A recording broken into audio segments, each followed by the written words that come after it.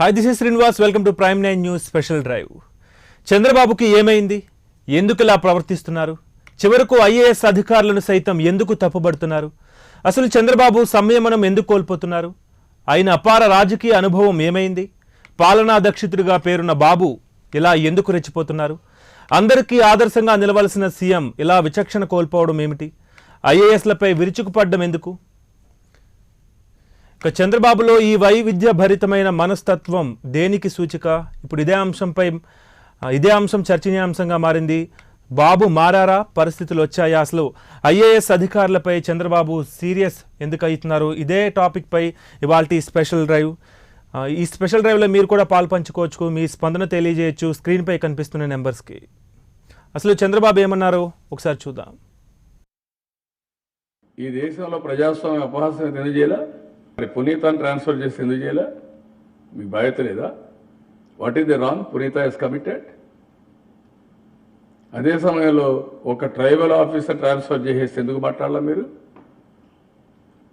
అదే మరి ముగ్గురు ఎస్పీలని ఉన్న పడంగా కనీసం నోటీసులు అడగకుండా చేస్తే ఎందుకు మాట్లాడాలా మీరు?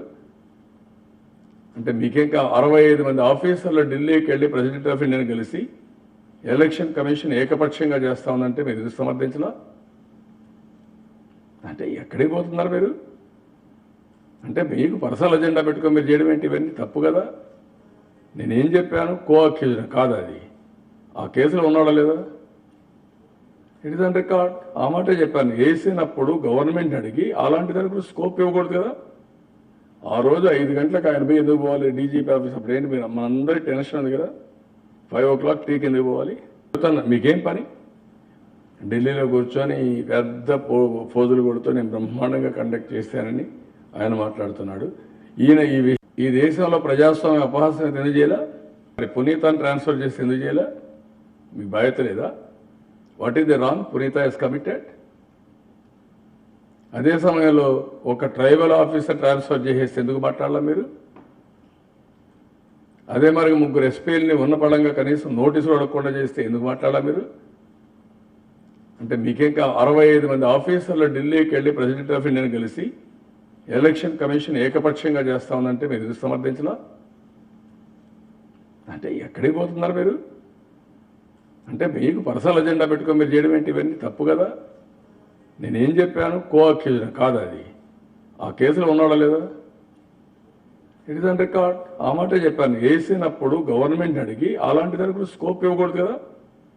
ఆ రోజు 5 గంటలకు ఆయన పోయి ఎందుకు పోవాలి? డీజీపీ ఆఫీస్ అప్పుడు ఏంటి? మీరు మనందరి టెన్షన్ ఉంది కదా. 5 o'clock టీకి ఎందుకు పోవాలి? మీకేం పని? ఢిల్లీలో కూర్చొని పెద్ద ఫోజులు కొడుతూ నేను బ్రహ్మాండంగా కండక్ట్ చేశానని ఆయన మాట్లాడుతున్నాడు. ఈయన ఈ విషయం అడిగితే వీళ్ళు రిటైర్డ్ ఆఫీసర్లు నన్ను తప్పబడతారా?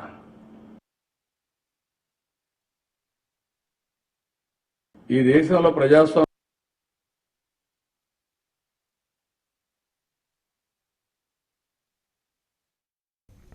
ఇదే విషయంపై స్పందించేందుకు మనతో పాటు ఫోన్ లైన్ లో సిద్ధంగా ఉన్నారు నాగార్జున యాదవ్, వైసీపీ నేత. నమస్తే అండి. నమస్తే అండి నాగార్జున గారు. నమస్తే శ్రీనివాస్ అన్న, చెప్పండి. చూస్తున్నారు కదండి, చంద్రబాబు ఐఏఎస్లను టార్గెట్ చేసుకుని చేస్తున్న ఈ వ్యాఖ్యలు ప్రధానంగా ఆయన ఎందుకు చేస్తున్నారు అనేది చర్చనీయాంశమైంది. మీరే ఏమనుకుంటున్నారు? ఒకటండి, అసలుకి చంద్రబాబు నాయుడు గారి తీరు చూస్తుంటే కొంత ఆశ్చర్యానికి లోనవలసినటువంటి పరిస్థితి అందరూ కనపడుతుంది. ఎందుకంటే చంద్రబాబు నాయుడు గారికి ఎన్నికల్లో ఓడిపోతామనే భావనతో ఇవన్నీ మాట్లాడుతున్నారేమో, ఎందుకంత ఐదర్యపడుతున్నారు, ఎందుకంత ఆవేశపడుతున్నారు, ఎందుకంత ఆత్మన్యూన్యత భావానికి గురవుతున్నారు అనేది తెలియక అడుగుతున్నాం. ఇప్పుడు అసలు చంద్రబాబు నాయుడు గారికి ఉన్నటువంటి సమస్య ఏంటో కనీసం చంద్రబాబు నాయుడు గారికి కూడా తెలుసో లేదా అనే డౌట్ మాకు మొదలవుతుంది. చంద్రబాబు నాయుడు గారి అసలు సమస్య ఏంటో చెప్పమనండి. ఎన్నికల నిర్వహణలో ఈసీ వైఫల్యం చెందిందా, లేకపోతే ఈవీఎంలు సరిపోవట్లేదా? చెప్పడమో చెప్పట్లేదు. ఒకవైపు ఏమో ఈవీఎంలు ట్యాంపరింగ్ జరిగినాయి అని చెప్తాడు, మరోవైపు మేమే 130 సీట్లు గెలుస్తాం అంటాడు. మరోవైపు ప్రజలు ఎవరు ఓటే లేదంటారు, 80% ఓటింగ్ అంతా మాదే అంటాడు. ఒకవైపు ఈవీఎంలు వీవీప్యాట్లు అసలుకి గుర్తే కనపడలేదంటారు, మళ్ళా 50% వీవీప్యాట్లు లెక్క పెట్టాల్సిందే అంటాడు.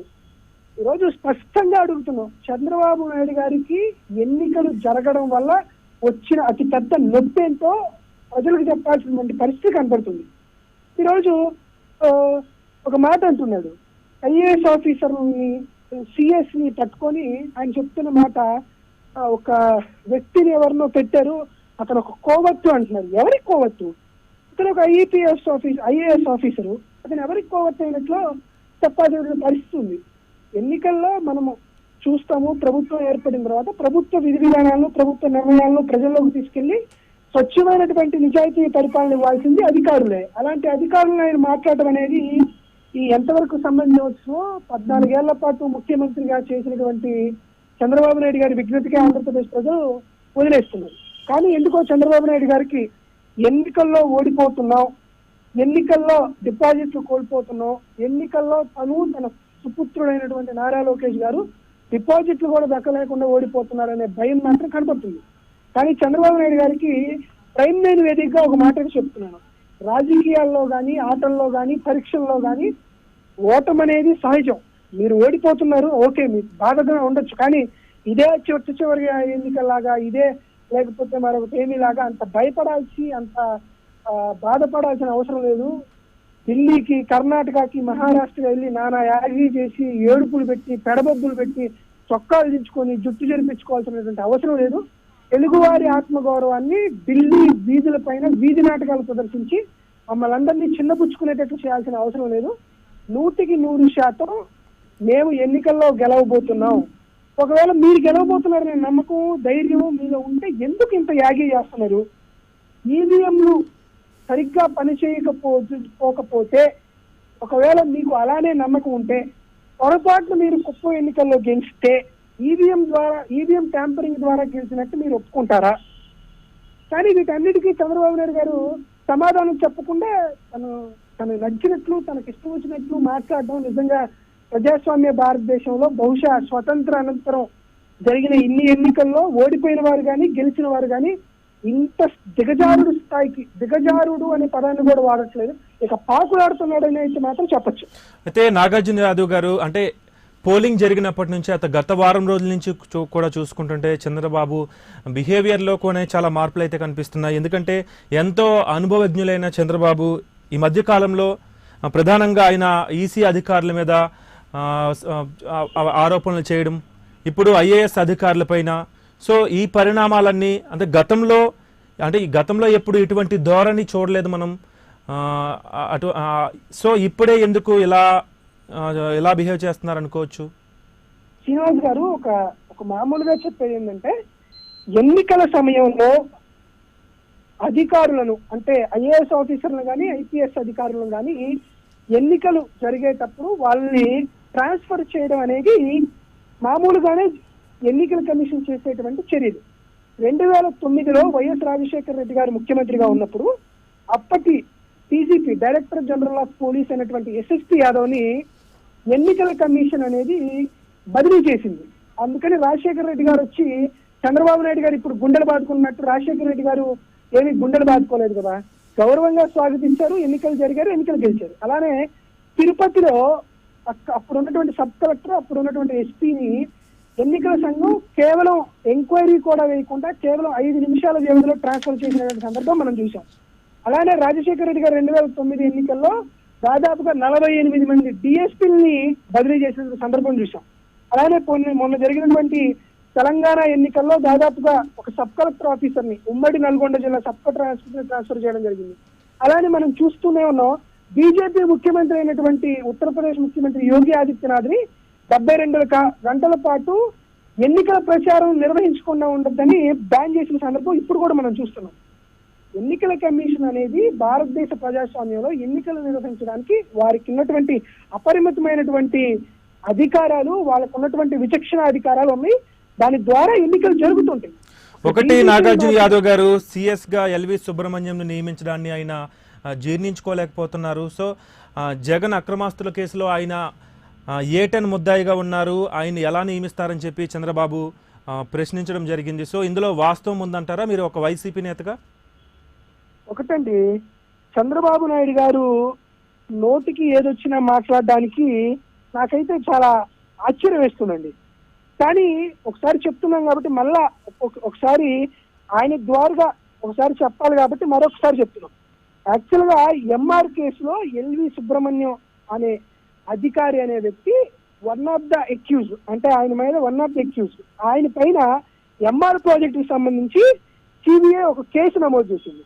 ఈ కేసుని మార్చి 16వ తేదీన సీనియర్ ఐఏఎస్ ఆఫీసర్ 2016లో మార్చి 16న హైకోర్టులో పిటిషన్ ఇస్తే దాని మీద సుదీర్ఘ వాదనలు విన్న తర్వాత అప్పటి హైకోర్టు న్యాయమూర్తి జస్టిస్ శివశంకర్ రావు గారు 169 పేజీల తీర్పు వెల్లరించి ఎంఆర్ భూ కేటాయింపుల్లో సుబ్రహ్మణ్యం గారి పైన ఎలాంటి ఆరోపణలు రుజువు అవ్వలేదు, ఆయన ఎక్కడా స్వీయ నిర్ణయాలు తీసుకోలేదని, కేవలం మంత్రిమండలి నిర్ణయాల మీదే అమలు చేశారని, చాముండేశ్వరి నాదికి విల్లా కేటాయించిన విషయంలో సుబ్రహ్మణ్యం సిఫార్సు చేసినట్లు ఆయన పైన ఎలాంటి ఆధారాలు సిబిఐ చూపించలేదని, ఆ ప్రాజెక్టు అమలయ్యేటప్పుడు ఆయన అసలు అలాంటి సంబంధిత పదవిలో కూడా లేరని, ఎల్వి సుబ్రహ్మణ్యం గారి ఆయన పైనటువంటి కేసుని గౌరవ హైకోర్టు కొట్టివేయడం జరిగిన మాట వాస్తవమా కాదా?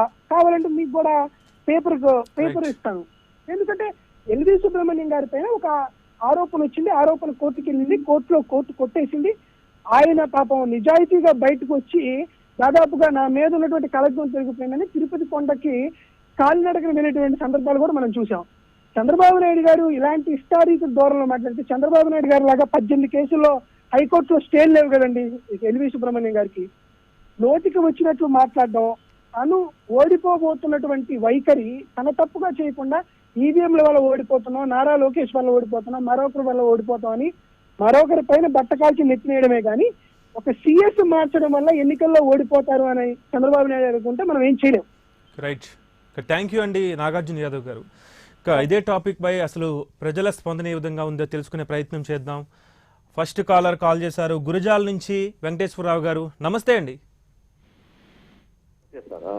నమస్తే అండి. చూస్తున్నారు కదా చంద్రబాబు ఎందుకు ఇలా ప్రవర్తిస్తున్నారు, ప్రధానంగా ఐఏఎస్లను టార్గెట్ చేసుకుని ఎందుకు ఇలాంటి వ్యాఖ్యలు చేస్తున్నారు అనేది అయితే చర్చనీయాంశమైంది. సో మీరేమంటారండి?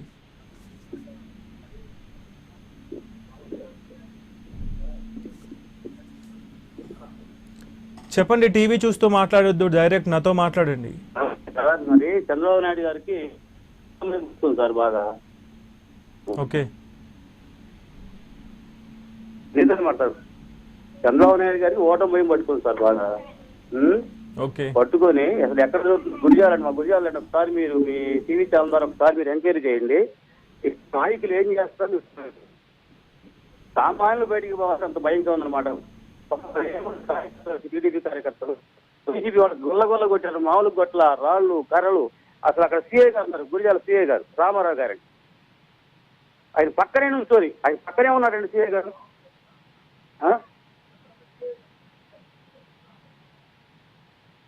ఆయన సమక్షంలోనే రెచ్చిపోతుంటే అధికారం ఎవరి చేతిలో ఉంది సార్, చట్టం చేతిలో ఉంది కదా.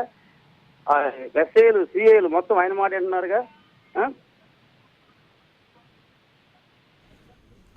అండి థ్యాంక్ యూ అండి. ఇక ఇదే విషయంపై ఒక ధర్నాలో పాల్గొన్నటువంటి ఐఏఎస్ ఆఫీసర్స్ విజయ్ అగర్వాల్ గారు ఉన్నారు. వినోద్ అగర్వాల్ గారు నమస్తే అండి.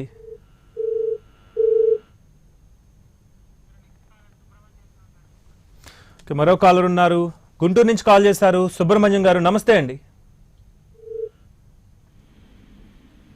హలో హలో నమస్కారం అండి. నమస్తే అండి. చూస్తున్నారు కదా చంద్రబాబు ప్రధానంగా ఐఏఎస్ అధికారులను ఎందుకు టార్గెట్ చేసుకున్నారు, ఎందుకు ఇలా వ్యవహరిస్తున్నారు అనేది చర్చనీయాంశంగా మారింది. సో మీరేమంటారు?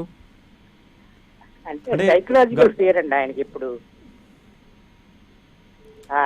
తన గవర్నమెంట్ పడిపోతుందేమో, ప్రజలు తనకు అనుకూలంగా మద్దతు లేదని ఆయనకు ఒక ఐడియా వచ్చింది.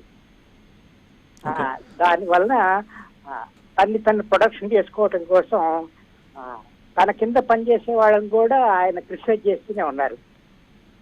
ఓకే, మళ్ళానేమో ఆయన జాతకం కూడా కొంచెం ప్రాబ్లమాటిక్ గా ఉందండి. మనం కంపేర్ చేసుకుంటే 2004, 2009 మళ్ళీ ఈ టైంలో కూడా గ్రహ బలాలు అనుకూలంగా లేవు. మనుషుల కన్నా గ్రహ బలాలు గొప్పవి కదండి. ఆ ఓకే ఆడిచ్చినట్టు అండి, మనం సుబ్రహ్మణ్యం ఆడతాం. గారు ఒక్క నిమిషం లైన్లో ఉండండి. ధర్నాలో పాల్గొన్న చాలా మంది ధర్నాల్లో పాల్గొన్నారు ఐఏఎస్ ఆఫీసర్స్. అలాగే ఇప్పుడు వినోద్ అగర్వాల్ గారు రిటైర్డ్ ఐఏఎస్ ఆఫీసర్ మనతో ఫోన్ లైన్లో సిద్ధంగా ఉన్నారు. నమస్తే అండి. నమస్తే. నమస్తే అండి. చూస్తున్నారు కదా, ప్రధానంగా ఎందుకు టార్గెట్ చేస్తున్నారు అనుకుంటున్నారు? ఎందుకు గత వారం రోజుల నుంచి కనుక చూసుకుంటే పోలింగ్ జరిగినప్పటి నుంచి కూడా ఎందుకు ఇలా వ్యవహరిస్తున్నారు అనుకుంటున్నారు? ఇప్పుడు రాజకీయాలతో మాకు సంబంధం లేదు. ఓకే, మేము 34 మంది రిప్రజెంటేటివ్స్ పైన సంతకం పెట్టాము. 12 మంది కలిసి గవర్నర్ గారి దగ్గర వెళ్ళి రిప్రజెంటేటివ్ ఇచ్చాము. వాళ్ళు ఒక్కరు ఇద్దరు తప్ప ఎవరికి కూడా ఏమీ పొలిటికల్ ఎక్సలెన్స్ కూడా లేవు. మా బాధ ఏమంటే ఈ రాజకీయాల్లో ఆఫీసర్స్ ని అనవసరంగా లాగుతున్నారు. వారిపైన పర్సనల్ ఆరోపణలు చేస్తున్నారు, ఆక్షేపణలు చేస్తున్నారు.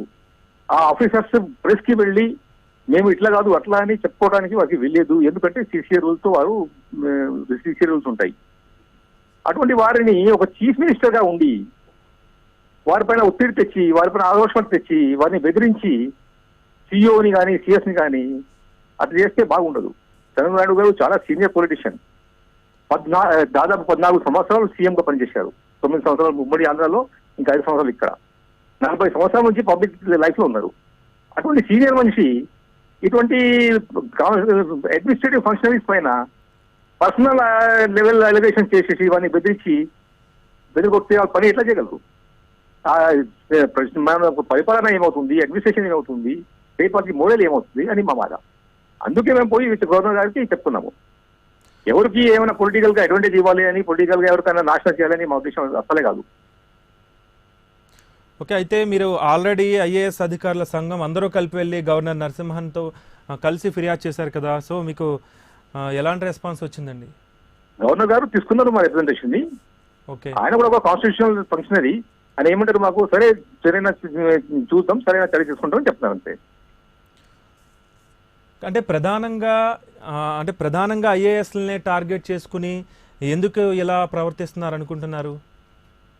అంటే దానికి నేను సమాధానం చెప్పలేను. ఆ సమాధానం ఎవరు చెప్పాలంటే ఎవరు అట్లా పని చేస్తున్నారు వాళ్ళు సమాధానం చేయాలి, చెప్పాలి. దానివల్ల ఏదైనా మనకు పొలిటికల్ అడ్వాంటేజ్ కావచ్చు అని వాళ్ళు భావిస్తున్నారో ఏమో అని చెప్పలేము. ఇప్పుడు ఇంకోటి చూడాలంటే మీరు చీఫ్ సెక్రటరీ సుబ్రహ్మణ్యం గారు చేసింది ఎవరు? Election commission of India. Election commission of India constitution authority. వారు ఎవరైనా నన్ను కానీ మీరు కానీ ఎవరికైనా నియమిస్తే ఆయన పదవి స్వీకారం చేసుకుంటే ఆయన తప్పు ఏముంది దానిలో? ఆయన కోఎక్యూజ్ అని ఆయన అనరులు కానీ చెప్పటము, మళ్ళీ రేపు నిన్న మీరే వారికి ప్రమోషన్ ఇచ్చారు కదా.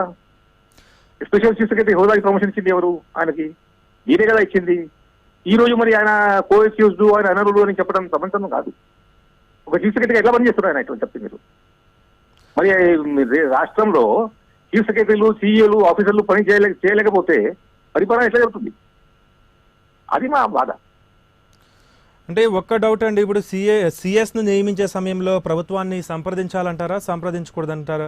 అంటే ప్రభుత్వంతో సంప్రదింపులు లేకుండా ఎలక్షన్ టైంలో all administration connected with the election is under deputation to the ECI. ఆ ఈసీఐ ఎలక్షన్ టైంలో ఈసీఐ సర్వోపరి ఉంటుంది. అప్పుడు గవర్నమెంట్ ని సంప్రదించాలా లేదా అని ప్రశ్న అడగాలి, ఈసీఐతో మాట్లాడాలి. వాళ్ళు ఈసీఐకి అడగాలి, కానీ ఒక ఇండివిజువల్ సిఎస్ పైన ఆక్షేపణ చేయడం మంచి కాదు. ఓకేనంటే ప్రధానంగా ఏపీ చీఫ్ సెక్రటరీని బదిలీ చేస్తూ ఎన్నికల సంఘం ఈ నిర్ణయం తీసుకుంది కదా, ప్రధానంగా దాన్నే టార్గెట్ చేసుకునే ఎలాంటి వ్యాఖ్యలు చేస్తున్నారు అనుకుంటున్నారా? మీరు ఆ చీఫ్ సెక్రటరీని ట్రాన్స్ఫర్ చేశారు, మంచిదా చెడ్డదా దాని గురించి మీరు ఏం చెప్తున్నారు, దాని గురించి మేము ఏం మాట్లాడటం లేదు.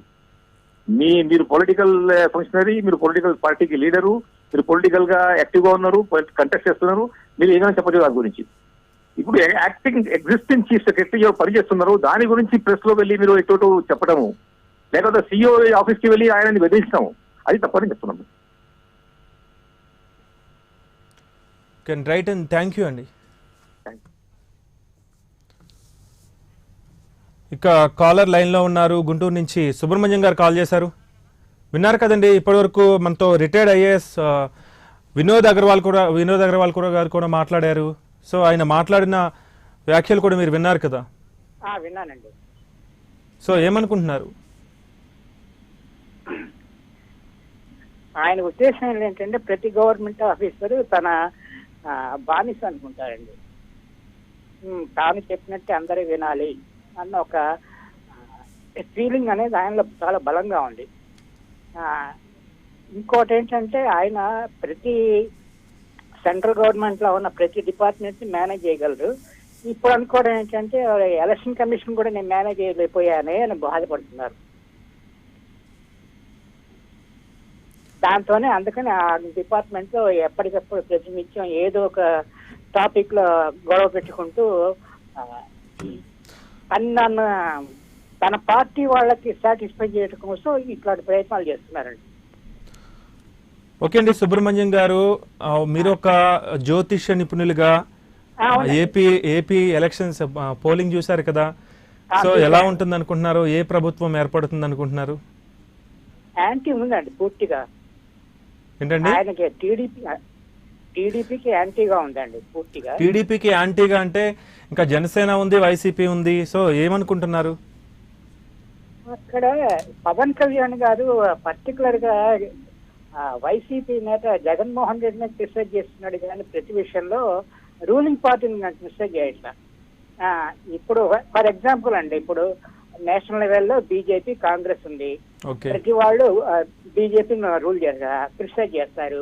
కొంతమంది ఎవరైనా కాంగ్రెస్ ని క్రిటిసైజ్ చేస్తున్నారండి, బీజేపీ రూలింగ్ పార్టీలో ఉన్న వాళ్ళు క్రిటిసైజ్ చేయాలి. మరి బీజేపీ అంటే కేంద్రంలో అధికారంలో ఉన్న పార్టీ. ఎవరైనా రూలింగ్ పార్టీని క్రిటిసైజ్ చేస్తారు కానీ అపోజిషన్ ఉన్న పార్టీని ఎందుకు క్రిటిసైజ్ చేస్తారండి? నేషనల్ లెవెల్ కూడా అలాగే ఉంటుందా? మిగతా రీజనల్ పార్టీస్ అన్ని కాంగ్రెస్ ని క్రిటిసైజ్ చేస్తున్నాయా, రూలింగ్ పార్టీని క్రిటిసైజ్ చేస్తున్నాయా? రైట్, థ్యాంక్ యూ అండి మీ స్పందన తెలియజేసినందుకు. ఇక బీజేపీ నేత మనతో పాటు ఫోన్ లైన్ లో సిద్ధంగా ఉన్నారు. భాను గారు నమస్తే అండి. నమస్కారం అండి. నమస్తే అండి. చూస్తున్నారు కదా, ప్రధానంగా చంద్రబాబు వ్యవహరిస్తున్న శైలి అనేది గత వారం రోజుల నుంచి కనుక చూసుకుంటే ఈసీ అధికారులపై ఆయన ఆరోపణలు చేయడం, ప్రధానంగా ఐఏఎస్లను టార్గెట్ చేసుకుని వ్యాఖ్యలు చేయడం, ఎందుకు ఇలా వ్యవహరిస్తున్నారు అనుకుంటున్నారు మీరు? అంటే మోడీని కూడా టార్గెట్ చేశారు. మేము ఎప్పటి నుంచో చెప్తున్నాం, చంద్రబాబు నాయుడు గారి మానసిక పరిస్థితి సరిగ్గా లేదండి. ఎందుకంటే వారికి ఒక సంవత్సరం ముందే తెలుసు తెలుగుదేశంకి ఇది చివరి ఎన్నికలు, ఎటువంటి పరిస్థితులను రాష్ట్రంలో అధికారంలోకి రాలేమో అని చెప్పి ఒక రిపోర్ట్ వాళ్ళ ఇంటెలిజెన్స్ రిపోర్ట్ వచ్చిన తర్వాత ఆ మసిని ఏదైనా సరే తెలుగుదేశం మీద పడకుండా ఉండాలని చెప్పి భారతీయ జనతా పార్టీ నుంచి బయట వచ్చి, భారతీయ జనతా పార్టీ మనకు అన్యాయం చేసింది, కేంద్ర ప్రభుత్వం అన్యాయం చేసింది, ఏమి ఇవ్వలేదు, మట్టి ఇచ్చారు, నీళ్లు ఇచ్చారని చెప్పి ప్రజల్లో ఒక అపోహ తీసుకువెళ్ళి దాన్ని సక్సెస్ఫుల్ గా రీచ్ అయ్యాడు. కొన్ని మీడియా పత్రికల్ని, కొన్ని తన సొంత మీడియాని అడ్డం పెట్టుకొని ప్రజల్లో కొంతవరకు సక్సెస్ అయ్యాడు, యాంటీ వేవ్ ని ఆయన మీద రాకుండా. కానీ ఎన్నికల సమయం వచ్చేటప్పటికి ప్రజలందరూ అర్థం చేసుకున్నారు చంద్రబాబు నాయుడు గారు చెప్పేటివన్నీ ప్రతి మాట అబద్ధము. కాబట్టి ఖచ్చితంగా యాంటీ గవర్నమెంట్ ఓటు ఆల్టర్నేట్ ఎవరు లేరు కాబట్టి వారు మనసుకి ఎవరికి నచ్చే ఆ నాయకుడికి ఓటు వేశారు. ఇప్పుడు చిన్న ఇంటెలిజెన్స్ రిపోర్ట్ ప్రకారం తెలుగుదేశం ఘోర పరాజయానికి గురి కాబడతా ఉంది. అది ఆ చంద్రబాబు నాయుడు గారికి తెలిసిపోయింది. మీరు ఆ రోజు ఎన్నికల రోజు మీరు గమనించుంటారు, వారి మొక్కలో ఉన్నటువంటి భావాలని చాలా సింక్ అయిపోయినారు చంద్రబాబు నాయుడు గారు. ఆ రోజు తెలుసు. కాబట్టి ఈ మే 23 ఏది చెప్పాలనుకున్నాడో దానికి మెంటల్ గా ప్రిపేర్ అయిపోయి ఈ రోజు నుంచే స్టార్ట్ చేశాడు ఆయన. ఎలక్షన్ కమిషన్ సరిగా లేదు, ఎలక్ట్రానిక్ ఓటింగ్ సరిగా లేదు, మేము ఇదిగా. ఇదే చంద్రబాబు నాయుడు గారు నేను ఒక యూట్యూబ్ లో మనం సెర్చ్ చేసి చూస్తే వారు ముఖ్యమంత్రిగా ఉన్నప్పుడు వారు అపోజిషన్ పార్టీగా ఉన్నప్పుడు వారు మాట్లాడిన మాటలు, ఎలక్షన్ కమిషన్ ఆధ్వర్యంలో అన్ని జరగాలి, అది ఇంపార్షియల్ గా పనిచేస్తుంది అని చెప్పినట్టు వారు ఈరోజు ముఖ్యమంత్రి అయిన తర్వాత పూర్తిగా ఎలక్షన్ కమిషన్ ని వ్యతిరేకంగా, ఐఏఎస్ అధికారులు వ్యతిరేకంగా మాట్లాడడం. అయ్యా చంద్రబాబు నాయుడు గారు ఐఏఎస్ అధికారులని మీ ప్రభుత్వంలో మీ చీఫ్ సెక్రటరీ గారే ఎక్కడెక్కడ ఏమేమి పోస్టింగ్ అలా ఇచ్చారు. ఈరోజు మీరు పూర్తిగా మీకు వ్యతిరేకంగా ఫలితాలు వస్తున్నాయని చెప్పి ఐఏఎస్ అధికారులను ఒక పక్క, ఎలక్షన్ కమిషన్ ఒక పక్క, ఎలక్ట్రానిక్ ఓటింగ్ మిషన్ పైన ఒక పక్క ఇక విమర్శలు చేస్తూ పోతే ప్రజలు అర్థం చేసుకున్నారు. ఖచ్చితంగా మీ ఓటమి భయంతోనే మీరు ఇలా మాట్లాడుతున్నారని చెప్పి ప్రజలందరూ అర్థం చేసుకున్నారు. రైట్, థ్యాంక్ యూ అండి భాను గారు. ఇక మరో కాలర్ లైన్లో ఉన్నారు కిషోర్, విజయవాడ నుంచి కాల్ చేశారు. నమస్తే అండి కిషోర్ గారు. నమస్తే సార్. నమస్తే అండి. చూస్తున్నారు కదా ఎంతో అనుభవజ్ఞులైన చంద్రబాబు, సో ఆయన ప్రవర్తిస్తున్న వ్యవహార శైలి సో అనేక చర్చనీయాంశమైంది. సో ఏమంటారు? ఐఏఎస్లను టార్గెట్ చేయడం అవ్వచ్చు, ఈసీపై ఆరోపణలు చేయడం అవ్వచ్చు, ఎందుకు అనుకుంటున్నారండి మీరు? మన చీఫ్ మినిస్టర్ గారు చీఫ్ ట్రిక్ ప్లే చేస్తున్నాడండి. ఈ విషయంలో మేము చాలా ఫీల్ అవుతున్నాము. ఆయన మంచి అడ్మినిస్ట్రేటర్ అయ్యుండి ఆయనకు అనుకూలంగా విషయం అయితేనే ఆయన బాగా దాన్ని ఎక్స్ప్లోర్ చేసి మామూలుగా మంచి మీడియా అయితే ఉంది కదా ఆయన సపోర్టు, దానిలో బాగా ప్రాపగండం చేసి చేస్తున్నాడు. ఆయన గురించి చిన్న మాట అన్నా కూడా ఒప్పుకోలేని పరిస్థితిలో ఉన్నాడండి ఆయన. అది చెప్పింది ఆయన ఏ విషయమైనా కూడా ఊరినే పబ్లిక్ మాట్లాడితేనే వాళ్ళ సమస్య చెప్పుకుంటేనే వాళ్ళని గట్టిగా మాట్లాడి కూర్చో అంటే ఏంటైనా వాళ్ళ అబ్బాయికి ఏముందని చెప్పేసి ఆయన్ని తీసుకొచ్చేసి జనాలను ఎత్తున పెట్టి వస్తున్నాడు. ఆయన గట్టిగా బాగా ప్రెస్టేషన్ లో ఉన్నాడు. ట్రిక్స్ మాత్రం మాక్సిమం ఆఖరి వరకు ఎన్ని కావాలంటే అన్ని ప్లే చేశాడండి, దాదాపు చేశాడు. మరి ప్రజలైతే ఏం చేశారో 23వ తారీఖు దాకా చూడాలండి. అంటే ఆయనకి చూసుకుంటే గతంలో చాలా అనుభవం ఉంది రాజకీయాల్లో, ఆల్రెడీ అపర చాణక్యుడు కూడా రాజకీయాల్లో. సో ఎందుకు పర్టికులర్గా ఇలాంటి ఆరోపణలు చేస్తూ వస్తున్నారు అనుకుంటున్నారు? అంటే కేవలం ఓటమి భయంతోనే అనుకుంటున్నారా, లేకపోతే వేరే కారణాలు ఏమైనా ఉన్నాయనుకుంటున్నారా? ఓటమి భయం అనేది ఖచ్చితంగా ఉందండి. అది ఉండి సాయంత్రం 2 గంటలు 3 గంటల టైంలో ఒకసారి పెట్టారు, చూశారు. ఆయన ప్రెస్ మీట్ పెట్టి జనాన్ని మొబిలైజ్ చేసి సింపతి కోసం గట్టి ప్లాన్ చేశాడు ఆయన. అక్కడ ఏందో లేదో డౌట్ అయితే ఉంది ఆయనకి. ఆ సింపతి ఆయన గెయిన్ చేయగలిగేదో లేదనేది. దాని మూలన్న ఒకదాని తర్వాత ఒకటి వాళ్ళ ఎంప్లాయీస్ అండి 35 years 40 years వాళ్ళు పబ్లిక్ సర్వీస్ చేసేవాళ్ళు. ఈయన వాళ్ళు ఉంటాడు, రేపు వెళ్ళిపోతాడు. 5 సంవత్సరాలు ఖాళీ కూర్చుని 2 నెలల్లో అన్ని చేస్తే వాళ్ళ ప్రజలు నమ్మే పరిస్థితిలో లేరు. ఏదన్నా కానీ ప్రజలైతే ఒక మంచి తీర్పు ఇచ్చారని మేము భావిస్తున్నామండి. రైట్, థ్యాంక్ యూ అండి. అసలు చంద్రబాబు ఏమైంది, ఎందుకు ఇలా ప్రవర్తిస్తున్నారు, చివరకు ఐఏఎస్ అధికారులను సైతం ఎందుకు టార్గెట్ చేసి ప్రధానంగా వాళ్ళ మీద అలాంటి వ్యాఖ్యలు ఎందుకు చేస్తున్నారు? సో అసలు చంద్రబాబు ఏమన్నారు ఆయన మాటలోనే చూద్దాం. ఈ దేశంలో ప్రజాస్వామ్య అపహాస్యం ఎందుకు చేయాలా? మరి పునీతాన్ని ట్రాన్స్ఫర్ చేసి ఎందుకు చేయాలా? మీకు బాధ్యత లేదా? What is the wrong? పునీత ఇస్ కమిటెడ్. అదే సమయంలో ఒక ట్రైబల్ ఆఫీసర్ ట్రాన్స్ఫర్ చేసేసి ఎందుకు మాట్లాడాలా మీరు? అదే మరి 3 ఎస్పీలని ఉన్న పడంగా కనీసం నోటీసులు అడగకుండా చేస్తే ఎందుకు మాట్లాడాలా మీరు? అంటే మీకేం 65 మంది ఆఫీసర్లు ఢిల్లీకి వెళ్ళి ప్రెసిడెంట్ ఆఫ్ ఇండియాని కలిసి ఎలక్షన్ కమిషన్ ఏకపక్షంగా చేస్తా ఉందంటే మీరు ఎందుకు సమర్థించలా? అంటే ఎక్కడికి పోతున్నారు మీరు? అంటే మీకు పర్సనల్ అజెండా పెట్టుకొని మీరు చేయడం ఏంటి? ఇవన్నీ తప్పు కదా. నేనేం చెప్పాను? కో-అక్యూజ్డ్ కాదు అది. ఆ కేసులో ఉన్నాడా లేదా? It is on record. ఆ మాటే చెప్పాను. వేసినప్పుడు గవర్నమెంట్ అడిగి అలాంటి దానికి స్కోప్ ఇవ్వకూడదు కదా. ఆ రోజు 5 గంటలకు ఆయన పోయి ఎందుకు పోవాలి? డీజీపీ ఆఫీస్ అప్పుడు ఏంటి మీరు మనందరి టెన్షన్ ఉంది కదా. 5 o'clock టీకి ఎందుకు పోవాలి? మీకేం పని? ఢిల్లీలో కూర్చొని పెద్ద ఫోజులు కొడుతూ నేను బ్రహ్మాండంగా కండక్ట్ చేశానని ఆయన మాట్లాడుతున్నాడు. ఈయన ఈ విషయం అడిగితే వీళ్ళు రిటైర్డ్ ఆఫీసర్లు నన్ను తప్పబడతారా? ఈ దేశంలో ప్రజాస్వామ్య అపహాస్యం ఎందుకు చేయాలా? మరి పునీతాన్ని ట్రాన్స్ఫర్ చేసి ఎందుకు చేయాలా? మీకు బాధ్యత లేదా? What is the wrong? పునీత ఇస్ కమిటెడ్. అదే సమయంలో ఒక ట్రైబల్ ఆఫీసర్ ట్రాన్స్ఫర్ చేసేసి ఎందుకు మాట్లాడాలా మీరు? అదే మరి 3 ఎస్పీలని ఉన్న పడంగా కనీసం నోటీసులు అడగకుండా చేస్తే ఎందుకు మాట్లాడాలా మీరు? అంటే మీకేం 65 మంది ఆఫీసర్లు ఢిల్లీకి వెళ్ళి ప్రెసిడెంట్ ఆఫ్ ఇండియాని కలిసి ఎలక్షన్ కమిషన్ ఏకపక్షంగా చేస్తా ఉందంటే మీరు ఎందుకు సమర్థించలా? అంటే ఎక్కడికి పోతున్నారు మీరు?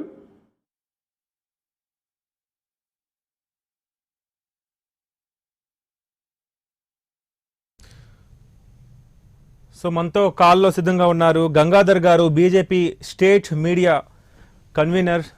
నమస్తే అండి. నమస్తే అండి గంగాధర్ గారు. సార్ నమస్తే, చెప్పండి సార్. నమస్తే అండి. చూస్తున్నారు కదా మొత్తాన్ని చంద్రబాబు ఎందుకు ఇలా ప్రవర్తిస్తున్నారు, ఆయన వ్యవహార శైలిలో ఒక మార్పు అనేది అయితే కనిపిస్తోంది. ప్రధానంగా ఐఏఎస్లను టార్గెట్ చేయడం, ఈ పరిణామాలన్నీ మీరు ఎలా చూస్తారండి ఒక బీజేపీ నేతగా? ఇప్పుడు చంద్రబాబు గారి విషయానికి వస్తేనండి, ఓకే, ఆయన ఒక తప్పు తప్పించుకోవడం కోసం తప్పు మీద తప్పులు చేస్తున్నాడండి. అందులో గవర్నమెంట్ ని నిర్వీర్యం చేస్తున్నాడు. ఒక ఐఏఎస్ ఆఫీసర్ ప్రధాన కార్యదర్శి హోదాలో ఉన్న అతను కూడా ఈ చిల్లర మాటలతో ఆయన్ని మానసిక క్షోభకు గురి చేస్తున్నాడు. ఇప్పుడు ఆయన ఏ9 గా నిందితుడిగా ఉన్న అతనికి ఇప్పుడు చీఫ్ సెక్రటరీ ఎట్లా చేస్తారని మొన్న ప్రశ్నించడం జరిగింది. మరొక అత్యున్నత సుప్రీంకోర్టు ఆయనకి క్లీన్ చిట్ ఇచ్చింది. అవన్నీ కూడా మర్చిపోయి ఆయన రేపు ఎన్నికల్లో ఓడిపోతాననే భయంతో ఏం చేస్తున్నాడో తనకు తెలియకుండా ప్రవర్తిస్తున్నాడు. మరి ముఖ్యంగా చెప్పాలంటే ఇప్పుడు పక్క రాష్ట్రాలైనటువంటి తమిళనాడు, కర్ణాటక, పశ్చిమ బెంగాల్, ఒరిస్సాకి వెళ్ళి నాయకుల మద్దతు కూడగడుతున్నాడు మోడీ గారిని ఓడించడం కోసం. కానీ వాళ్ళెవరు కూడా ఈ దగ్గరికి వచ్చి ఆశించింది లేదు. పోనీ వాళ్ళు ఏమన్నా ప్రత్యేక హోదా మీద మేము లెటర్ ఇస్తామని చెప్తున్నారా? ప్రధానమంత్రికి ఆయా ముఖ్యమంత్రులు ఇవ్వట్లేదు. ఇవన్నీ లేకుండా అసలు ఓటమి భారాన్ని తట్టుకునే విధంగా రేపు వద్దున ఎలక్షన్స్ లో మనకి కనీసం 15 సీట్లైనా గెలవలేమన్న ఒక భయాందోళనకు గురవుతూ ఏం ప్రవర్తిస్తున్నాడు కూడా ఆయన తెలియకుండా ప్రవర్తిస్తూ ఇంకా మాటల మీద మాటలు పెంచుకుంటూ ఓటమి భయంతో ఎన్ని చేస్తున్నాడండి. అయితే గంగాధర్ గారు ప్రధానంగా ఆయన మాట్లాడినవి కూడా ఏంటంటే ఎన్నికల కమిషన్ మోడీ అండర్లో ఉంది, కేంద్రం అండర్లో ఉంది అని చెప్పి ఆయన మాట్లాడడం జరిగింది. అందులో వాస్తవం ఉందంటారా? అంటే మొన్న జరిగిన పోలింగ్ ఎలక్షన్ లో ఈవీఎంల మొరాయింపు విషయం అవ్వచ్చు. ఒక్క విషయం సార్. ఇప్పుడు 2014 ఎన్నికలు కూడా ఈవీఎంలతోనే జరిగింది. 2014 ఎన్నికలు కూడా ఈవీఎంతో జరిగింది. అప్పుడు ఆ ఎన్నికల్లో ఈయన గెలిచాడు. అప్పుడు ఈయన ఇండియాలో కూటమిలో భాగస్వామ్యం అయ్యాడు కాబట్టి అప్పుడు ఈవీఎంల మీద ప్రధానమంత్రికి ఏమీ సంబంధం లేదు. మరి ఇప్పుడు ఈవీఎంల మీద ఎందుకంటే అనుమానం ఆయనకి? ఇక్కడేమో ఆంధ్రప్రదేశ్ లో 130 సీట్లు నావే అంటాడు. ఈవీఎంలు వద్దని చెప్పి బ్యాలెట్ సిస్టమ్ కావాలని చెప్పి పక్క రాష్ట్రాలకు వెళ్ళంటాడు. అసలు ఏం జరుగుతుందండి ఆయనకి? ఆయనకి ఎలాగ మధ్య సిమితం కోల్పోయి మాట్లాడుతున్నాడు. సాటి మంత్రులు ఏం చేస్తున్నారండి? వీళ్ళకి ఒక అత్యున్నతమైనటువంటి కోర్ కమిటీ ఒకటి ఉంటుంది కదా. కోర్ కమిటీలు చర్చించే విషయాన్ని చంద్రబాబు గారు మీరు తీసుకున్నట్టు నిర్ణయాలు ఏకపక్ష నిర్ణయాలు అవుతున్నాయి, ప్రజల్లో అభాసుభాలు అవుతాయని చెప్పి కమిటీ చెప్పలేదండి. ఓకే ఏం సార్? ఓకే, అంటే ప్రధానంగా ఇప్పుడు చిన్న విషయం సార్. ఒక రీసెంట్ గా మన ఇంటెలిజెన్స్ ఐజీని ఎలక్షన్ కమిషన్ తొలగించింది. ఇమీడియట్ గా మళ్ళీ ఆయన సుప్రీంకోర్టుకి వెళ్ళాడు. సుప్రీంకోర్టుకి వెళ్ళిన తర్వాత కూడా మొత్తం ఆయన ఎన్నిక చెల్లదని చెప్పి ఇద్దరిని కూడా పక్కన పెట్టడం జరిగింది. ఇప్పుడు ఏపీ వెంకటేశ్వర అనేటువంటి IPS officer, senior IPS officer ఏదైతే Telugu Desam party core committee main సభ్యులు కాడి నుంచి గ్రామ స్థాయిలో ఉన్నటువంటి జనభూమి కమిటీ సభ్యుల వరకు ఆయన వాట్సాప్ మెసేజ్ ద్వారా అందరినీ కూడా ప్రభావితం చేస్తున్నాడు పార్టీ పట్ల. మరి ఆ హోదాలో ఉన్న వ్యక్తి ఒక పార్టీ కార్యకర్తగా పనిచేయటం మరి భావ్యం కాదుగా. అది ఎన్నికల కమిషన్ దృష్టికి వచ్చింది. దాని మీద వాళ్ళు నిర్ణయం తీసుకున్నారు. వాళ్ళ నిర్ణయం సరైందని చెప్పి సుప్రీంకోర్టు కూడా సమర్థించింది. మరి ఇవన్నీ చేస్తుంటే మరి దీనికి ఏం జరుగుతుందండి? ఒకటి మాత్రం నిజమండి, రేపు 2019 ఎన్నికల్లో తెలుగుదేశం ఘోర పరాజయం సౌచేస్తుంది. దీన్ని తట్టుకునే దాంట్లో వ్యూహంగా భాగంగానే ఇలాంటి ప్రకటన చేస్తారండి చంద్రబాబు గారు. అంటే ఎందుకు ఆయన అసహనం వ్యక్తం చేస్తున్నారనేది ఒక క్లారిటీ అయితే ఉందంటారా? అంటే ప్రధానంగా ఈసీ మీద ఆరోపణలు చేయడం అనొచ్చా, లేకపోతే ఎల్వి సుబ్రహ్మణ్యాన్ని సిఎస్ గా నియమించడం, సో ఆయనపై అక్రమాస్తులు ఉన్నాయి. సో ఎవరి మీద వ్యక్తిగతం లేదండి అయింది. అసహనం వల్ల ఓన్లీ ఓటమి భయం. 2019లో కనీసం పోటీ కూడా ఇవ్వలేని పరిస్థితిలో ఉండి ఏకపక్షంగా ఎన్నికలు జరిగాయి కాబట్టి ఆయన తప్పించుకున్న దూరంలో గతంలో 18 కేసుల్లో స్టే తెచ్చుకున్నాడు. అప్పుడు కాంగ్రెస్ యూపీఏ గవర్నమెంట్ ని మేనేజ్ చేయగలిగాడు, తర్వాత ఎన్డీఏ గవర్నమెంట్ ని, తర్వాత థర్డ్ ఫ్రంట్ ని మేనేజ్ చేయగలిగాడు. ఇక ఆయనకి డెడ్ ఎండ్ అయిపోయింది. ఇక యూటర్న్ తీసుకున్నటువంటి యూటర్న్ బాబుకి డెడ్ ఎండ్ పడిపోయింది. ఖచ్చితంగా జైలుకి వెళ్ళడం ఖాయం. రేపు ఎన్నికల తర్వాత ఫలితాలు మీరే చూడొచ్చు. ఒకదాని తర్వాత ఒకటి వెంటనే జరిగిపోతాయి. ఇది మోడీ గారి హయాంలో జరుగుతున్నటువంటి గవర్నమెంట్. ఎవరు తప్పు చేసినా సరే ఉపేక్షించేది లేదు. అది సాటి తమ్ముడైనా, భార్య అయినా, చెల్లి అయినా, బావ అయినా ఎవరైనా సరే ఉపేక్షించేది లేదు. ఇది మోడీ గారి సిస్టంలో ప్రథమ భాగం అండి. రైట్, థ్యాంక్ యూ అండి మీ స్పందన తెలియజేసినందుకు. ఇక ప్రజల స్పందన కూడా తెలుసుకుందాం. రాయచోటి నుంచి కాల్ చేశారు మన్మోహన్ రెడ్డి గారు. నమస్తే అండి. నమస్తే సార్. నమస్తే అండి. చూస్తున్నారు కదా చంద్రబాబు ఎందుకు ఇలా మాట్లాడుతున్నారు, ఎందుకు ఇలా ప్రవర్తిస్తున్నారు అని చెప్పి. అవును.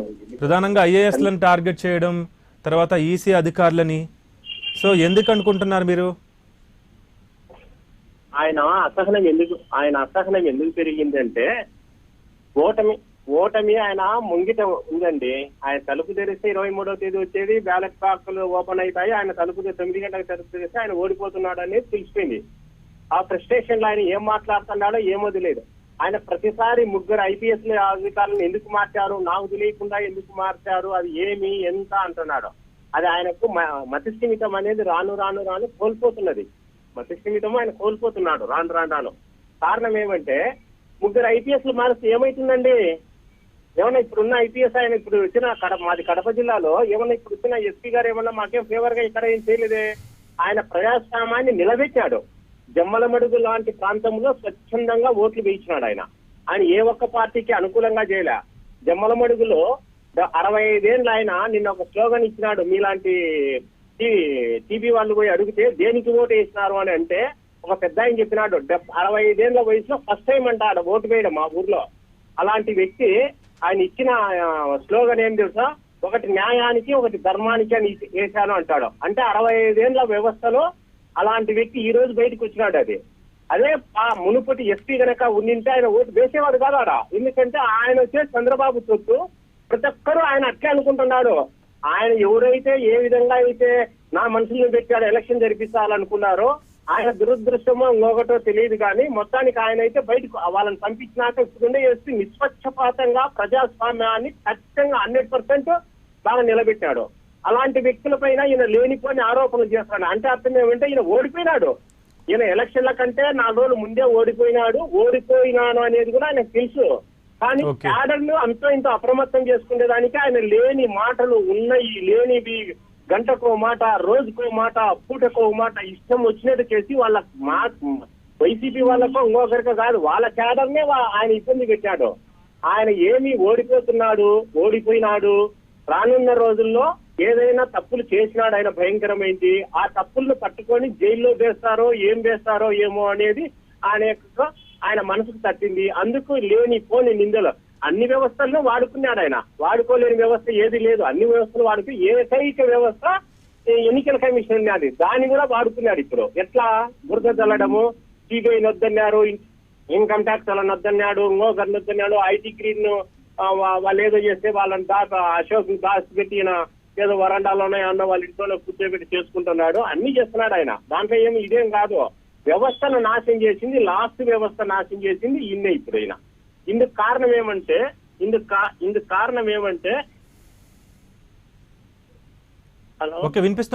వినిపిస్తోంది చెప్పండి.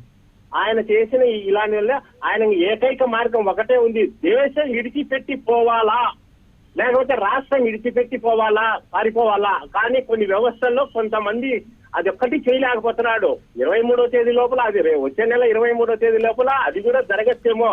కారణం ఏమంటే ఆయన కొన్ని మాటలు మాట్లాడినాడు. పాకిస్తాన్ ప్రధానమంత్రి మంచోడు, భారత ప్రధానమంత్రి చెడ్డోడు, ఇట్లా ఎందుకంటే వాళ్ళిద్దరికి లింక్స్ ఏమన్నా ఏర్పడినాయేమో అన్నప్పుడు ఇప్పుడు ప్రజల అనుమానం వస్తుంది. వచ్చే నెల 23వ తేదీ లోపల ఈయన దేశం విడిచి పారిపోవడం కూడా ఏం పెద్ద ఇదేం కాదు. ఆయన ఖచ్చితంగా ఆ పని కూడా చేయగలడు.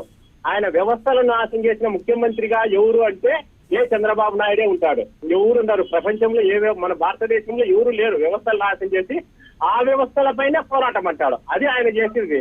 వాళ్ళు చేస్తాడు, మళ్ళీ బయటకు వచ్చి జిందాబాద్ అవి అంటాడు. నాశనం ఆ పక్క నాశనం చేసేస్తాడు, ఈ పక్క వచ్చి మళ్ళీ మాట్లాడతాడు. ఈయనలో ఉండేదంటే ఓటమి అంచులో ఉన్నాడు. ఆ ఫ్రస్ట్రేషన్ లో ఆయన ఏమేమో మాట్లాడతాడు. ఇప్పుడు LV సుబ్రహ్మణ్యం గురించి మాట్లాడుతున్నాడు. కోర్టులు ఇచ్చినాయి, మీరు ప్రమోషన్ ఇచ్చి పైకి పంపించిన అధికారి నువ్వెట్లా మాట్లాడతావండి? అది మాట్లాడడం ఆయన కాదు. ఆయనలో ఉండేదంతా అంతమంది IASలు వ్యతిరేకంగా నీకు కూటమి కట్టారంటే నువ్వు అర్థం చేసుకోవాలా ఏ పరిస్థితుల్లో నేను ఉండాను అని. అవి వదిలేసి ఏందో LV సుబ్రహ్మణ్యం ఇట్లన్నాడు, 3 SPలను మార్చినారు.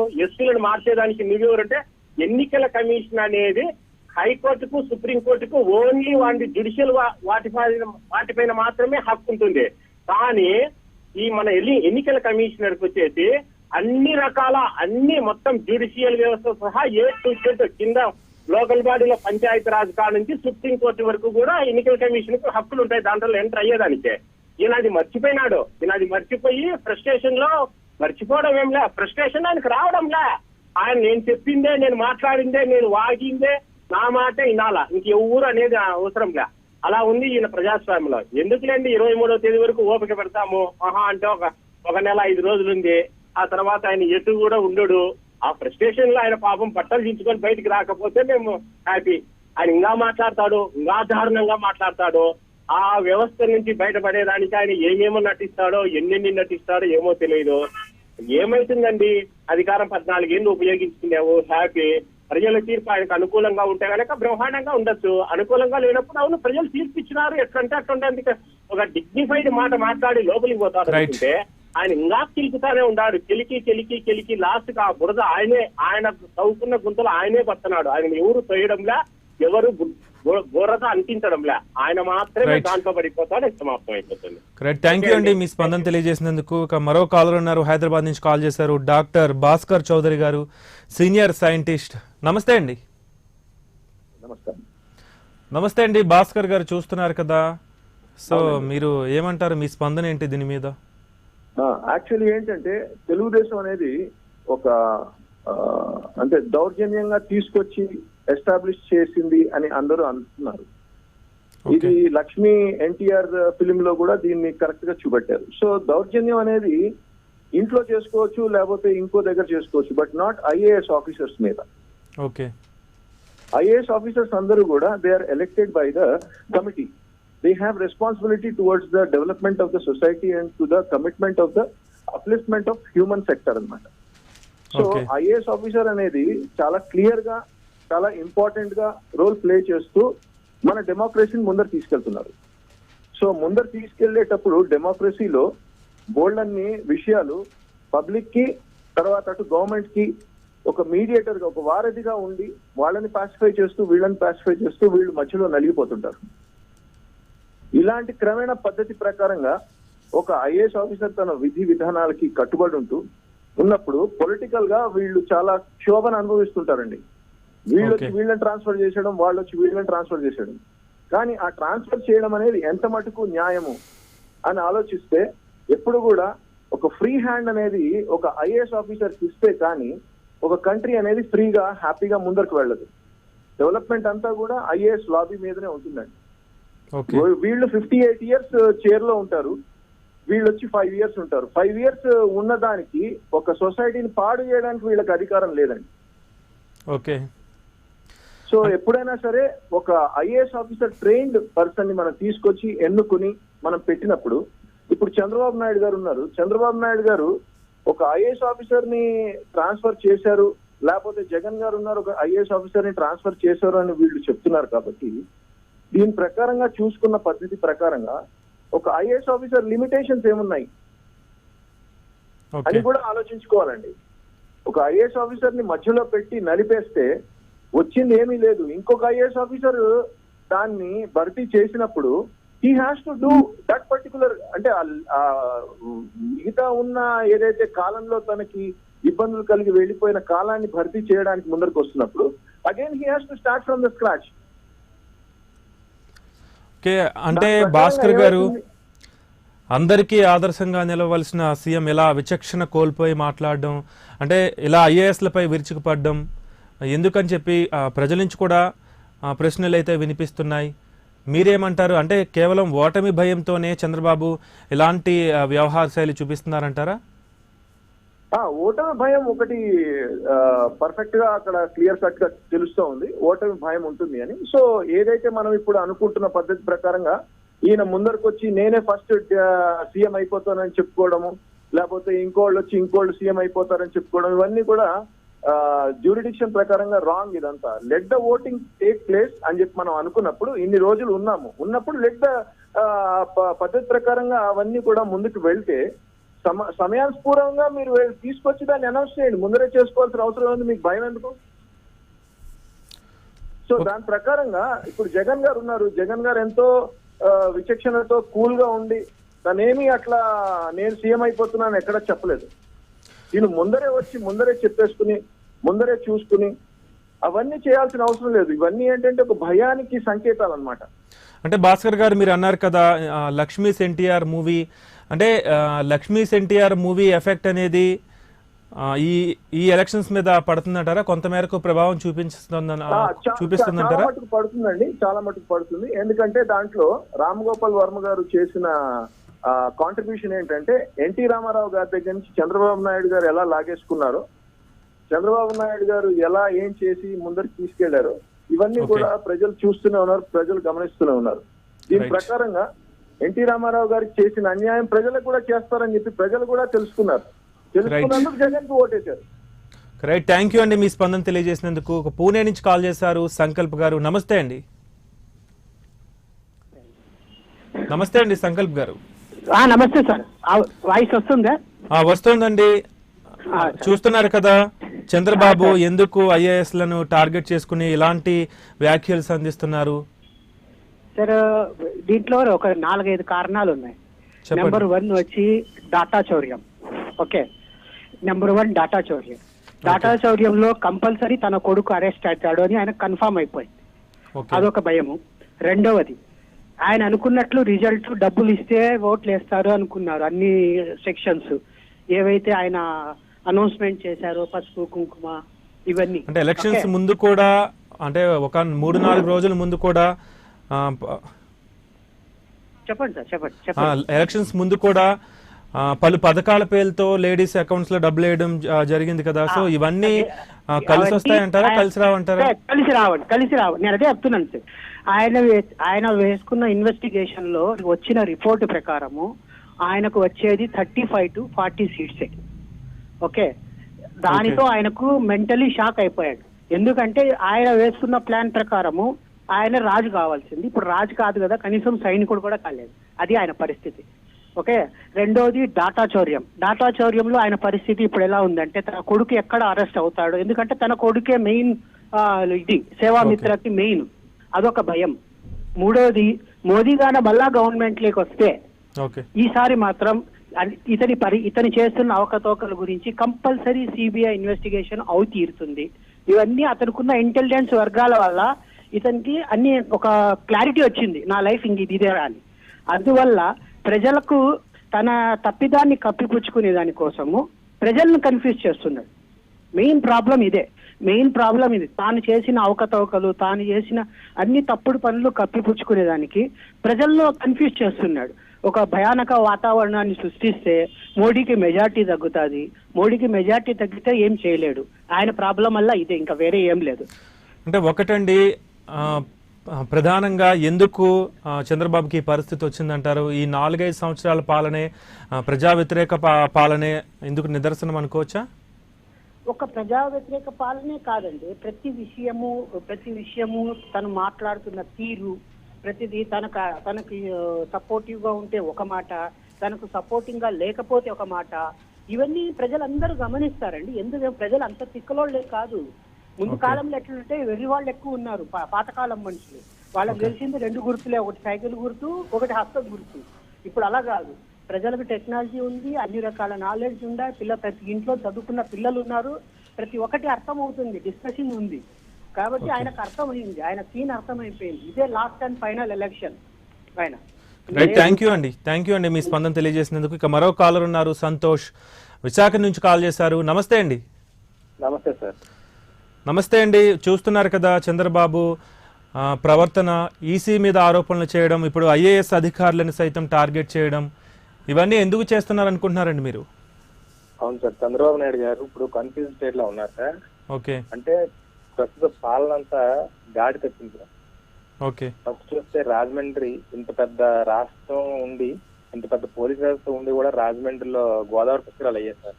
ఓకే, 30 మెంబర్స్ చనిపోయారు. 30 మెంబర్స్ చనిపోయినా సరే అది పైకి రాలేదు. అంటే ఏంటంటే ఒక చంద్రబాబు చేసిన తప్పులన్నీ కచ్చిపుచ్చుకోవడానికి ఇలాగ ఐఏఎస్ల మీద, పోలీస్ వ్యవస్థ మీద ఇలా చేయడం జరుగుతుంది సార్.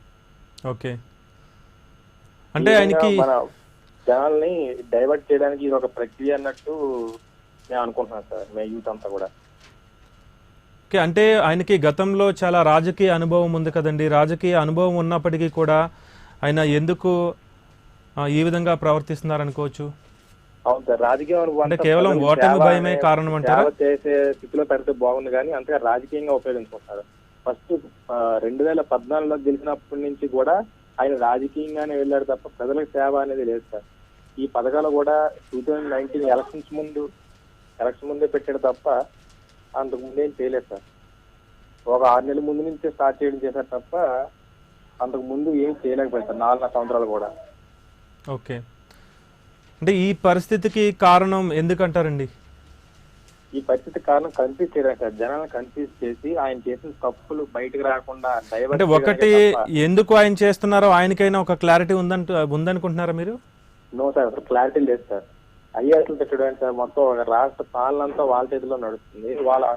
వాళ్ళకి అనుకూలంగా ఉంటే ఒకలాగా, అనుకూలంగా లేకపోతే ఒకలాగా. ఆయన పత్రికలు కానీ ఆయన న్యూస్ ఛానల్స్ కానీ ఇవన్నీ ప్రొజెక్ట్ చేస్తున్నాయి. ఇవన్నీ తప్పు అని కూడా అందరికి జనాలు తెలుసుకుంటున్నారు సార్ ఈ మధ్య. రైట్, థ్యాంక్ యూ అండి మీ స్పందన తెలియజేసినందుకు. మొత్తానికి చంద్రబాబు ఎందుకు ఇలా ప్రవర్తిస్తున్నారు, ఎందుకు ఐఏఎస్లను టార్గెట్ చేస్తున్నారు అనేది ప్రస్తుతం చర్చనీయాంశంగా మారింది. ఇక ప్రొఫెసర్ దాసు కాల్ చేశారు విజయవాడ నుంచి. నమస్తే అండి దాసు గారు. హలో, నమస్తే అండి దాసు గారు. చూస్తున్నారు కదా మీరు చంద్రబాబు ప్రవర్తిస్తున్న ఈ వ్యవహార శైలి, ఎందుకు ప్రధానంగా ఐఏఎస్లను టార్గెట్ చేయడం, అంటే మీరు ఒక రాజకీయ విశ్లేషకులుగా మీరు ఏం చెప్తారండి? ఇప్పుడు ఒక విషయం ఏమిటంటే అండి, ఇక్కడ రాజకీయాలు ఇవన్నీ పక్కన పెట్టి ఓకే మనం ఎమోషనల్ ఇంటెలిజెన్స్ అని ఒకటి ఉంటుంది. ఓకే, ఐక్యూ అని ఒకటి ఉంటుంది, ఈక్యూ అని ఉంటుంది. ఐక్యూ అంటే ఇంటెలిజెంట్ కోషెంట్, రెండోది ఎమోషనల్ కోషెంట్. ఇవాళ ఈ సందర్భంలో ఎవరైనా సరే ఎమోషనల్ రియాక్షన్స్ ఉంటాయి. ఈవెన్ ప్రైమ్ మినిస్టర్ కానీ, చీఫ్ మినిస్టర్ కానీ, అపోజిషన్ లీడర్ కానీ, ఈవెన్ ఆఫీసర్స్ కానీ, వీళ్ళందరూ కూడా ఈ సమయంలో ఎమోషనల్ రియాక్షన్స్ ఉంటాయి. ఓకే, ఆ ఎమోషనల్ రియాక్షన్స్ ఉన్నప్పుడు ఆటోమేటిక్ గా అవి అందులో ఎక్స్ట్రీమిటీస్ కనిపిస్తూ ఉంటాయి. అది ఏంటి, ఎలా మాట్లాడుతున్నారు, ఏంటి, ఎలా ఎందుకు రియాక్ట్ అవుతున్నారు. ఇప్పుడు రియాక్షన్స్ అవి ఒకరి మీద ఒకరు కంప్లైంట్ ఇచ్చినప్పుడు ఆటోమేటిక్ గా రియాక్షన్స్ వస్తాయి. మీరు అప్పుడు ఎందుకు రియాక్ట్ అవ్వలేదు, మీరు అప్పుడు ఎందుకు కంప్లైంట్ ఇవ్వలేదు, ఇప్పుడు ఎందుకు కంప్లైంట్ ఇస్తున్నారు అనేటువంటిది. ముఖ్యంగా ఏమవుతుందంటే ఇప్పుడు ఈ ఎమోషన్ కి యాంగ్జైటీ అనేటువంటిది ఒకటి కూడా ఉంది. ఓకే, అదే ఎందుకంటారండి? ఎవరికి వారు ఇద్దరికి ఇవాళ 2 మేజర్ పార్టీస్ అండి, ఇక్కడ ఇద్దరికి కూడా యాంగ్జైటీ ఉంది. ఎవరికి వాళ్ళు క్లెయిమ్ చేసుకుంటున్నారు, మాకు ఇది వస్తుంది, good. But at the same time anxiety కూడా ఉంది. ఏమవుతుంది, ఇది తారుమారు అవుతుందా, మన అంచనాలు తారుమారు అవుతాయా, ఏమిటని. అటువంటి సమయంలో న్యాచురల్ గా మనం అంటే ఇప్పుడు ఈ వ్యక్తి ఎందుకు ఇలా ప్రవర్తిస్తున్నారంటే ఇంకో పక్కన ఆ వ్యక్తి ఎందుకు ఇలా ప్రవర్తిస్తున్నారని కూడా ఆలోచించాలి. ఈవెన్ ప్రైమ్ మినిస్టర్ రియాక్షన్స్ కూడా ఒకసారి ఇమోషనల్ రియాక్షన్స్ వస్తున్నాయి. ఫ్యాక్చువల్ రియాక్షన్స్ కాకుండా ఇమోషనల్ రియాక్షన్స్ అనేటువంటివి ఇలాంటి సమయంలో ఇవి సర్వసామాన్యం. అందుచేత మనం హ్యూమన్ యాంగిల్ ఒకటి చూడాలి, హ్యూమన్ సైకాలజీ కూడా చూడాలి. అంటే ఒకటండి, ఇక్కడ ప్రైమ్ మినిస్టర్ అయినా, చీఫ్ మినిస్టర్ అయినా, అపోజిషన్ లీడర్ అయినా, these are all human beings. చేత ఎమోషన్స్ అనేటువంటివి ఉంటాయి. అవి దాన్ని ఏమవుతుందంటే మన మీడియాలో దాన్ని కొద్దిగా హైలైట్ చేస్తున్నాం. So emotions are very common. అంటే ఏపీలో చూసుకుంటే ప్రధానంగా టీడీపీ, వైసీపీ, జనసేన 3 పార్టీలు ఉన్నాయి. పోలింగ్ పూర్తయింది, ఇంకా రిజల్ట్ అనేది కొంచెం టైం అయితే ఉంది కదా. సో ఇది చంద్రబాబుకి కొంత ఎక్కువ కనిపిస్తున్నట్లయితే కనిపిస్తోంది. మైనస్ అనేది కనిపిస్తున్నట్లు ప్రజల నుంచి కూడా వస్తున్న స్పందన. సో దానివల్లే ఇట్లా చేస్తున్నారు అనుకోవచ్చా? ఒకటండి, నేను చెప్పేది ఏమిటంటే ఇప్పుడు రిజల్ట్స్ అయిపోయాయి, ఐ మీన్ ఎలక్షన్స్ అయిపోయినాయి, ఎన్నికలు అయిపోయాయి, ప్రజలు తీర్పు ఇచ్చేశారు. కానీ ఆ తీర్పు బయటపడడానికి సమయం ఉంది, అది పెట్టెలో ఉంది. ఇప్పుడు ప్రస్తుతానికి May 23 వరకు చెయ్యాలి. నన్ను అడిగితే ఈ నాయకులు ఇద్దరూ కూడా హాయిగా రిలాక్స్ అవ్వచ్చు. ఇప్పుడు అంటే సరే వారు బాధ్యత ఏదో తీసుకున్నారు. నేషనల్ వైడ్ వారు ఒక దీన్ని సపోర్ట్ చేస్తున్నారు కాబట్టి ఇంకా ఆయన ఎలక్షన్ క్యాంపెయినింగ్ లోనే ఉన్నారు కదా. ఓకే, నేషనల్ వైడ్ ఆయన అగైన్స్ట్ మోడీ లేదా అగైన్స్ట్ ఎన్డీఏ వారు ఒక దీనిలో ఉన్నారు, ఆ మిషన్ లో ఉన్నారు. సో న్యాచురల్ గా ఆయన ఇంకా కంటిన్యూ చేస్తారు. నా ఉద్దేశంలో ఏమిటంటే ఈ యాక్షన్స్ రియాక్షన్స్ అన్ని వర్గాల్లో కూడా కొద్దిగా సంయమనం పాటిస్తే బాగుంటుందని నా అభిప్రాయం అండి.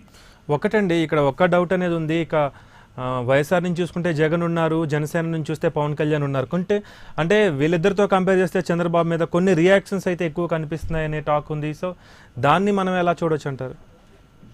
అంటే ఒకటి ఇక్కడ విశేషం ఏమిటంటే అంటే రిజల్ట్ అనేది ముగ్గురికి దగ్గరలోనే ఉంది. ముగ్గురులో ఎవరు విజయం ఎవరికి వస్తుంది అనేది కూడా ఎవరికి తెలియదు. అవును అవును, అంటే మీరే ఒక పదం వాడారు, రియాక్షన్ అని. అంటే యాక్షన్ ఏదో జరిగిందని కదా, యాక్షన్ ఉంటేనే రియాక్షన్ వస్తుంది. సో ఇప్పుడు కొంతమంది ఆఫీసర్స్ వెళ్ళి కంప్లైంట్ చేసిన దాని మీద ఈయన రియాక్షన్ వస్తుంది. ఓకే, అయితే దాన్ని కంప్లైంట్ చేయడానికి ఏమిటంటే వారు వాడినటువంటి ఒక పదం, ఆయన సహనిందితుడు అనేటువంటి పదం, అది డెఫినెట్ గా అబ్జెక్షన్ తీసుకుంటారు. ఎందుకంటే ఆయన పదవిలో ఉన్నటువంటి ఐఏఎస్ ఆఫీసరు, ముఖ్యంగా ఇప్పుడు ప్రస్తుతం ఉన్నత పదవిలో ఉన్నటువంటి చీఫ్ సెక్రటరీగా ఉన్న చీఫ్ సెక్రటరీ అంటే is the chief executive of the state. Okay, executive head ఆయన రైట్ ఉన్నారు కాబట్టి వారి మీద ఆ పదం వాడేసరికి మిగతా ఆఫీసర్స్, రిటైర్డ్ ఆఫీసర్స్, ఇంకా కొంచెం senior IAS officers, even IAS officers association also react అయినట్టుగా విన్నాను నేను. ఓకే ఓకే, రైట్ అండి, థ్యాంక్ యూ అండి, థ్యాంక్ యూ మీ స్పందన దాని మీద రియాక్షన్స్ ఇప్పుడు ఇవన్నీ చెప్పండి. ఇమోషన్స్ కి సంబంధించినటువంటివి, దాని మీద రియాక్ట్ అవ్వకుండా ఉంటే బాగుండేది. ఇప్పుడు సంయమనం పాటిస్తే ఎవరినైనా సరే వాళ్ళ మీద మనకి ఎక్కువ గౌరవం పెరుగుతుంది, ఎవరి మీద ఏ నాయకుడి మీద అయినా సరే. Okay, thank you.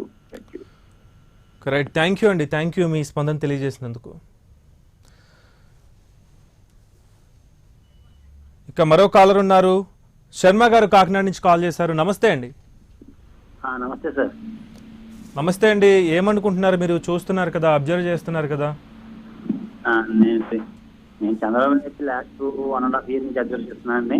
ఓకే, అంతకుముందు ఉన్నప్పటికీ ఎగ్జాక్ట్ గా చెప్పాలంటే ఆల్మోస్ట్ 1 year చేస్తే చంద్రబాబు ప్రవర్తన కంప్లీట్ గా చేంజ్ అవుతుంది. అందరూ రాసినట్టు చెప్తే చంద్రబాబు నాయుడు ఒప్పుకుంటాడు, దాంట్లో చాలేదు. ఇది వరకు 94లో ఉన్న ప్రెస్ మీట్ చూస్తే ప్రెస్ మీట్లకి చంద్రబాబు నాయుడు ఆడాడు. ఓకే, అది మనకు తెలుస్తుంది. ఇది నేను అలాంటి వైఎస్ఆర్ కాదని పక్కా చంద్రబాబు నాయుడు అభిప్రాయం. కానీ వైఎస్ అలా అయిందో మనం అనుకుంటున్నాం చంద్రబాబుకి, తగ్గలేదు.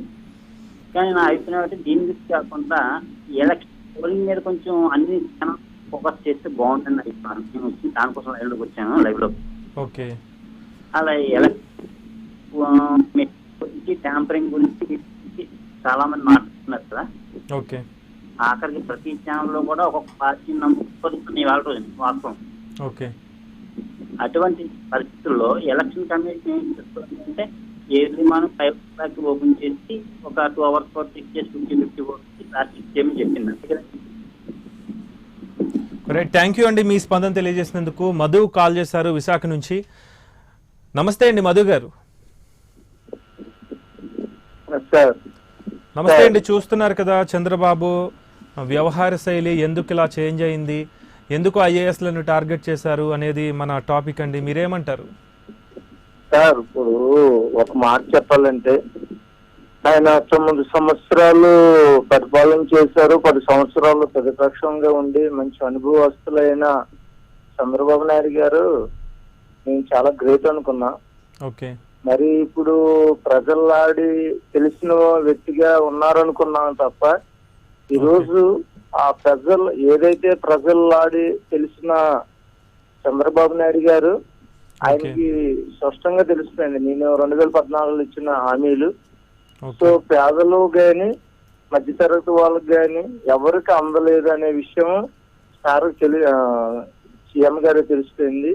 అది తెలిసి తర్వాత ప్రజలు కూడా గుర్తించారు చంద్రబాబు నాయుడు గారు మళ్ళీ వస్తే ఏమీ జరిగించలేరు అనే విషయం.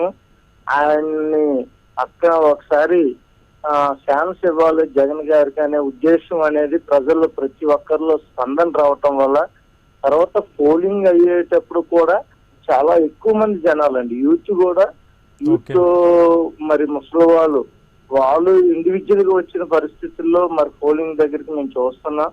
అయితే మేము ఏ దేనికైతే ఓటు వేస్తామో అది కూడా మాకు కన్ఫర్మ్ గా కనబడిందండి. అందులో ఏది హ్యాపనింగ్ అనేది జరగలేదు.